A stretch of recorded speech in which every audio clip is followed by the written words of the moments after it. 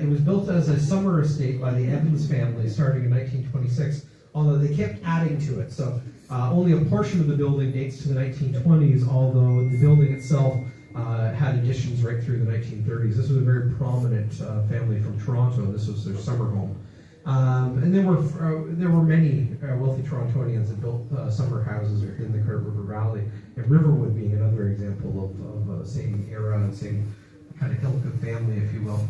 By the time of the Second World War, the Evans family had passed away, and the parents had passed away, and the property was sold to the Simpsons Company, and it actually became a convalescent home just at the end of the Second World War.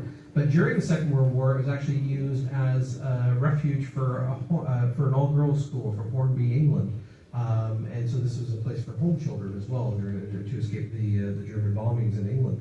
And so this property has kind of a long tie. It served as a synagogue, the first synagogue in Mississauga for a period of time. It was a rental property. Actually became a monastery for Cistercian monks at one point. And then later became, of course, a boutique spa and restaurant. So a long, interesting story, but it's a little bit unsure of who the spirit actually is, but he's said to tend the fires. So if there's fires going in the fireplace, they'll keep the fires going. And he's also said to intermittently give hugs to visitors. And so it's a friendly spirit, but whether it's a Simpsons employee or a Cistercian monk, they're not sure. But nonetheless, the spirit is said to wander and tend the fires within the building. From there we go to maybe our creepiest story.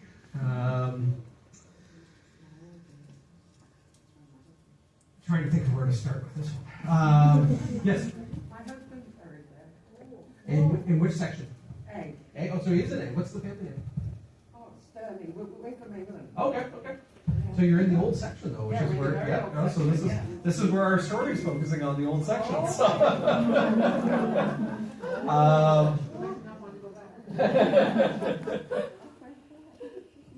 We did a cemetery tour last Friday night there. Yeah, I had over 220 people do a guided tour through the cemetery. Yeah. If anybody's interested, our cemetery tour next year is October 24th at St. Peter's Anglican Church. We move it around every year. So. Bad segue, I apologize. There are some stories that happen that you just shake your head at, like the gall of people, to be honest, and this is one of them. The spirit story associated with this is probably not a ghost per se, but a person who was never found. And that being somebody who laid a wreath on a particular grave for about 50 years. To about 14 years ago, the wreath laying stopped. And to this day, they have no idea who laid the wreath, although it ties into the mystery. 1937, October 7th,